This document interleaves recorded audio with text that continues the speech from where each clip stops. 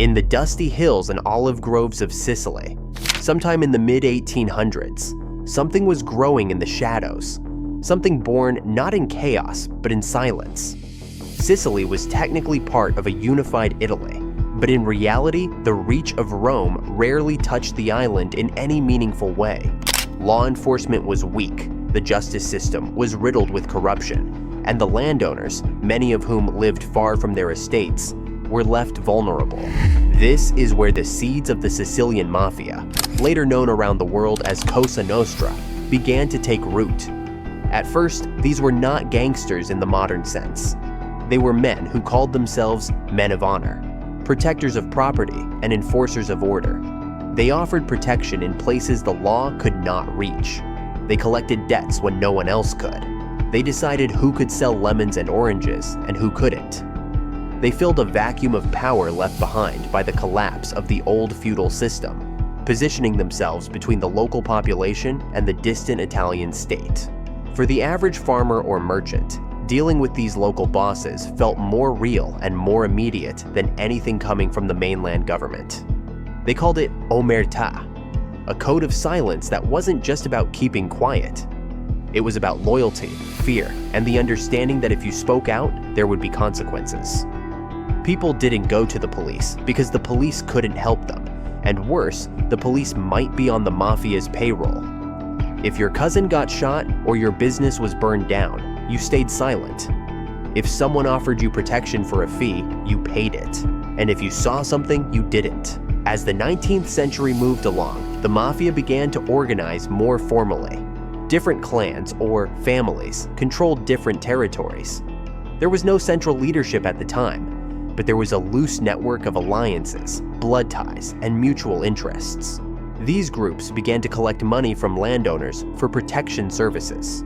If a landowner refused to pay, their livestock might vanish. Their fields might go up in flames, or worse. Over time, the mafia developed their own version of justice, swift, brutal, and final. If someone betrayed them, the punishment wasn't a court summons. It was a bullet, a knife, or a body dumped in a ditch. One of the key industries the early mafia took over was Sicily's citrus trade. Lemons and oranges from Sicily were a big deal in Europe at the time. They were used to prevent scurvy, and demand was booming. With high profits on the line, growers and exporters needed protection from bandits and rivals. The mafia stepped in and offered that protection for a price. Before long, they controlled the trade. They decided which growers could operate and which ones couldn't. They made sure certain ships made it to port and others didn't. If you wanted to get your goods to market without trouble, you had to deal with them. The Italian state tried to step in and reassert control, but their efforts were often too little, too late. The police were outnumbered, underfunded, and in many cases simply too scared or corrupt to act. In some towns, mayors and police chiefs were known to be on the mafia's payroll. In others, they simply turned a blind eye. Some officials tried to crack down, but they were often removed, intimidated, or assassinated. One of the few who tried to take a real stand was Cesare Mori, a hard-nosed police prefect appointed by Benito Mussolini in the 1920s. Mori was ruthless and didn't play by the usual rules. He declared war on the mafia and arrested thousands of suspected members. He raided villages, tortured suspects, and publicly humiliated mafia bosses. For a while, it seemed like he was winning. Many mafiosi fled to the countryside or escaped to America, but the victory was short-lived. When Mussolini was removed from power during World War II, the mafia began to creep back into Sicilian life, stronger and more cautious than before. Back in the early years, though, the mafia wasn't just about money. It was about control. They didn't just want to steal, they wanted to own. They wanted to decide who worked, who didn't, who sold goods in the markets, who got married, and who left town. In many Sicilian villages, the mafia boss had more authority than the mayor or the parish priest. His word was law, and his favor could mean the difference between survival and starvation. Family connections were everything. Sons were brought into the fold by fathers, uncles, and older cousins. Outsiders were rarely trusted. New recruits had to prove their loyalty, often through blood. The initiation ritual was secretive and symbolic, involving a burned saint's image, an oath of loyalty, and sometimes a knife or a gun. Once you were in, there was no getting out. Betrayal meant death, and even family ties wouldn't save you. Despite their growing power, the Mafia rarely attracted attention from the outside world during these early decades. They preferred to stay quiet, operate in the background, and let others take the public spotlight. They didn't flaunt their wealth. They didn't wear flashy clothes or drive expensive cars. They blended in. That's how they survived. It was only later, when the organization began reaching across the Atlantic and dealing in narcotics and major construction projects, that the rest of the world started paying closer attention. But in these early years, the Sicilian Mafia was a local force, deeply embedded in the social and economic life of the island. They weren't just criminals, they were part of the system. They didn't consider themselves bad guys. They saw themselves as men who did what had to be done. Men who protected their own. Men who stood up when others wouldn't. Of course, their version of justice came with blood, intimidation, and control. But for many Sicilians living in those times, especially in remote areas, it was the only kind of justice they ever knew. What started as a way to bring order to lawless lands would eventually become one of the most feared and powerful criminal networks in history. But in those early days, before the headlines and the FBI wiretaps, Cosa Nostra was just a whisper in the fields of Sicily, carried by the wind and spoken only in hushed voices. The Second World War brought chaos to Italy, and in the smoke of that confusion, Cosa Nostra found its way back to power. When the Allies invaded Sicily in 1943, they needed local help navigating the terrain and understanding who was who.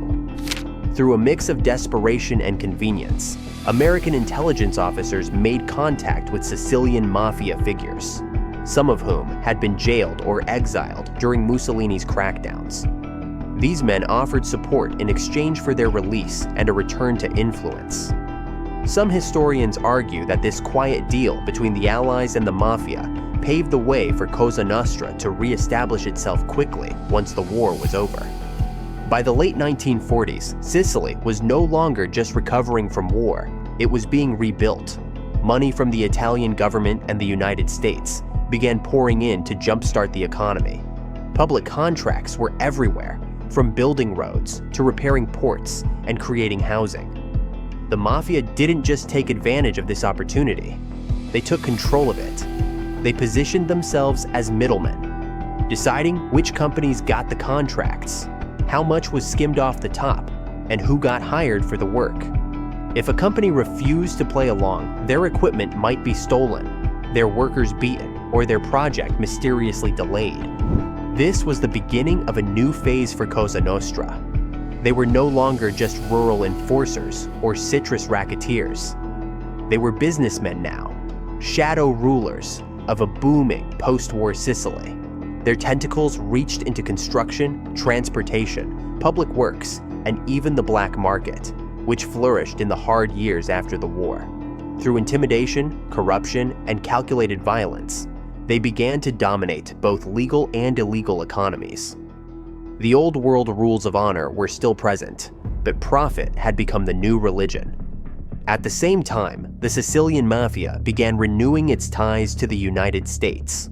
Many Sicilian mafiosi had already made their way across the Atlantic during the earlier waves of immigration, particularly in the 1920s and 1930s, when Mussolini's regime had forced many into exile. In cities like New York, Chicago, and Boston, these men had linked up with American-born Italian gangsters and built their own criminal empires. The most famous of these connections played out in New York, where 5 powerful families, the Genovese, Gambino, Lucchese, Bonanno, and Colombo, formed what came to be known as the American Mafia. They shared rituals, values, and bloodlines with their Sicilian cousins, but their ambitions stretched across oceans. One of the most infamous bridges between the two worlds was Charles "Lucky" Luciano. Born in Sicily and raised in New York, Luciano rose to become one of the architects of the modern American mafia. After serving time for running a prostitution ring, he was released during the war under the condition that he go into exile, back to Sicily. Once there, he used his influence to build connections with rising Sicilian mafiosi, many of whom were looking to expand their horizons. Through Luciano, the Sicilian Mafia gained direct access to the American underworld's heroin trafficking network, setting the stage for one of the most lucrative and dangerous phases in mafia history. By the 1950s, heroin smuggling became one of Cosa Nostra's most profitable businesses. The route was clever and hard to trace. Morphine base was produced in the Middle East and shipped to refineries in Sicily, where it was processed into heroin. From there, it was quietly moved into Europe and then into the United States. The operation became known as the French Connection, and the profits were astronomical. Cosa Nostra bosses who had once relied on local extortion money were now sitting on international fortunes. Heroin flowed through ports, warehouses, and trusted couriers, making its way into the veins of millions while keeping the mafia flush with cash. But this kind of money brought new tensions. With more power came more competition, and with competition came violence. The traditional mafia structure in Sicily was still built on family ties and respect for the old code. But those values began to erode. Younger mafiosi were hungry for power and impatient with the old ways. While some bosses preferred to operate discreetly, others were bold and ruthless, unafraid to use murder to settle scores or send a message.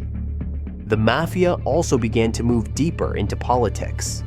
Sicily had long been a place where politicians made quiet deals with powerful men behind closed doors. But now, those deals became part of the mafia's business model. They would support certain candidates in local and regional elections, ensuring them victories in exchange for favorable decisions once in office. This allowed Cosa Nostra to tighten its grip on public contracts, judicial appointments, and even police investigations. Some towns became virtual mafia fiefdoms, where the state had no real authority and everything was decided with a nod from the local boss. In the cities, especially Palermo, the mafia shifted its focus from rural crime to urban influence. Entire neighborhoods were rebuilt with mafia-connected construction companies. High-rise apartments replaced traditional housing, and behind every crane or cement mixer was a cut for the local clan. Extortion remained a constant. Shopkeepers and restaurant owners were expected to pay their pizzo, a monthly protection fee, or risk arson, vandalism, or worse. Most paid without question. The police were rarely helpful and often compromised. As the decade closed, it was clear that Cosa Nostra was no longer just a Sicilian problem. It was a transatlantic empire with operations in drug trafficking, public corruption, construction, extortion, and more.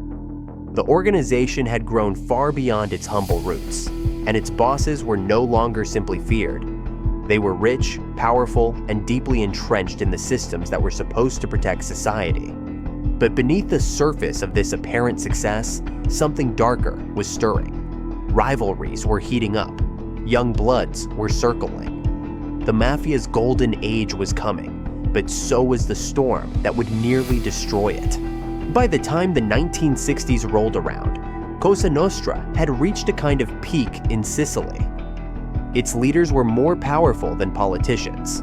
Its networks extended across oceans, and its money flowed in every direction, from heroin shipments to rigged construction contracts, to monthly protection payments from terrified shopkeepers. But beneath the surface, this power came at a cost. The quiet rules that had once kept the mafia relatively stable began to break down. Greed replaced restraint, and loyalty gave way to ambition. The old mafia valued secrecy and tradition. The new generation was more violent, more impulsive, and far more dangerous. One of the first major shifts happened in the heroin trade. With the success of the French Connection pipeline, some mafia clans began prioritizing drug trafficking above all else. It was risky business. Drug arrests brought long prison sentences. International smuggling brought attention from foreign governments. But the money was too good to ignore. Some bosses still tried to ban narcotics within their families, claiming it violated their values. But that was just for show. In truth, nearly every major clan in Sicily was knee-deep in heroin by the 1970s. The profits were massive. A single shipment could bring in enough cash to bribe judges, build mansions, and pay off armies of soldiers. The rise of the Corleonese faction marked a brutal turning point. Led by Luciano Leggio and later by his violent protege, Salvatore Toto Riina, the Corleonesi came from the rural town of Corleone, an area long seen as backward and lesser compared to the urban Palermo clans. But these men didn't care about perception. They were focused, strategic, and merciless. Riina, in particular, had a vision for total control. He wanted to wipe out the old Palermo leadership and replace it with his own people. He didn't believe in peace or balance. He believed in domination through fear.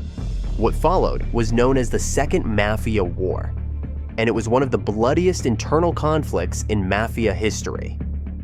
Starting in the early 1980s, Riina and the Corleonesi launched a savage campaign against rival families in Palermo and beyond. It wasn't just bosses who were targeted. It was their lieutenants, their relatives, their bodyguards. Entire bloodlines were erased. Corpses were found in cars, alleyways, and countryside ditches. Others simply vanished without a trace. Hundreds of people were killed in a matter of years. The violence was so intense and so frequent that even hardened mafia members were shocked. For Riina, this was a necessary purge. He saw the older bosses as weak and too comfortable. He believed only brutality could preserve Cosa Nostra's supremacy. While the war raged, the mafia's grip on Sicily grew even stronger. Extortion became routine. Any business of any size paid pizzo or faced destruction. Public contracts were entirely controlled by mafia-linked companies, and those who refused to participate in the system were quickly cut off or killed. Political connections deepened. Certain candidates were handpicked by the mafia, funded during their campaigns, and told what decisions to make once elected.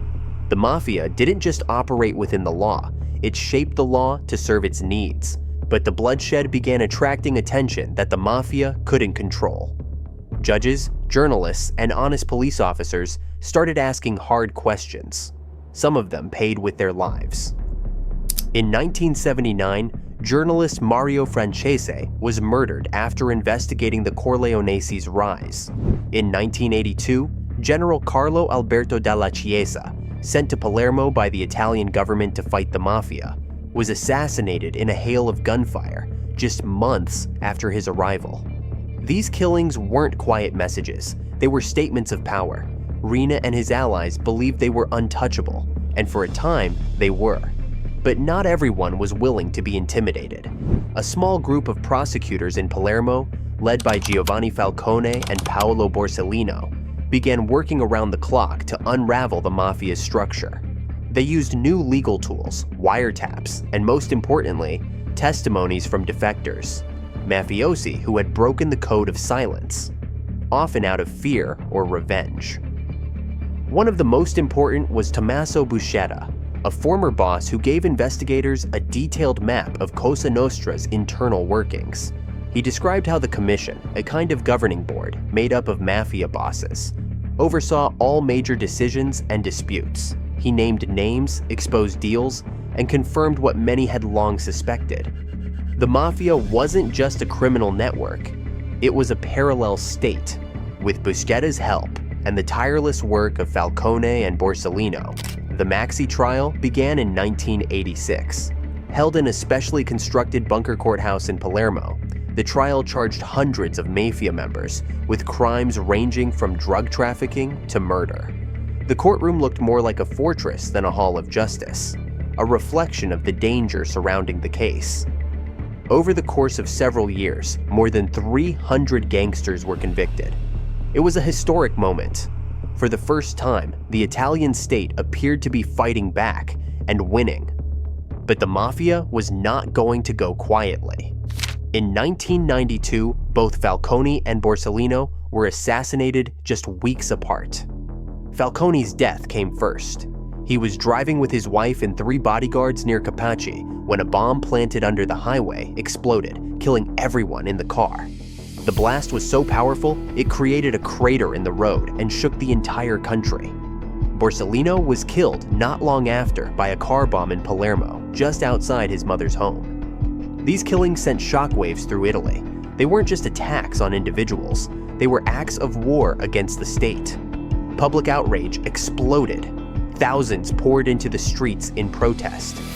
Anti-mafia sentiment reached a boiling point, and the government responded with new laws, tougher sentences, and a renewed commitment to fighting organized crime. Riina, the so-called boss of bosses, was finally arrested in 1993 after decades on the run. His capture marked the end of an era, but the damage had been done. Cosa Nostra had reached its peak and left a trail of blood behind it. What came next would be quieter, more hidden, and far less visible. But in the 1960s through the early 1990s, the Mafia had ruled Sicily with a grip of iron and fire, and for a time, it seemed nothing could stop them. Toto Riina's arrest in 1993 was a turning point, but it did not mean the end of Cosa Nostra. The organization had been shaken, but not destroyed. Riina's downfall created a leadership vacuum, and in the months that followed, the remaining top bosses scrambled to decide whether to continue his warpath or shift gears towards something quieter and more calculated. The man who eventually took control, at least from the shadows, was Bernardo Provenzano, a boss who had evaded capture for decades and understood that raw violence had made Cosa Nostra too visible, too loud, and too exposed. Provenzano didn't believe in bloodbaths or media attention. He was the opposite of Riina in almost every way. Where Riina was ruthless and aggressive, Provenzano was cautious and deliberate. Under his leadership, the Mafia began to retreat from the public eye. No more highway bombs, no more judges blown to pieces, no more assassinations that made the front page. Instead, Provenzano encouraged his people to go underground, blend in, act like legitimate businessmen, use influence instead of fear. If Riina ruled through terror, Provenzano ruled through subtlety. He even forbade the use of telephones or computers among his inner circle.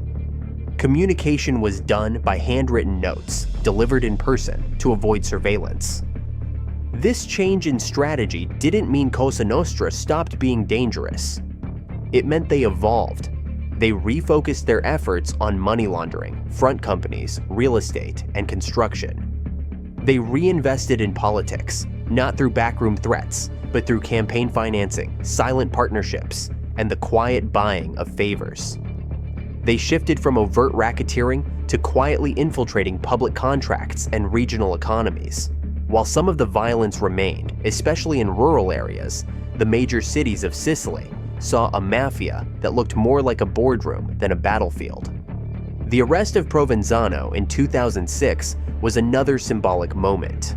But like Riina before him, he had already done his work. Cosa Nostra had adapted. In fact, they had been adapting all along. New bosses stepped in, and new money kept flowing.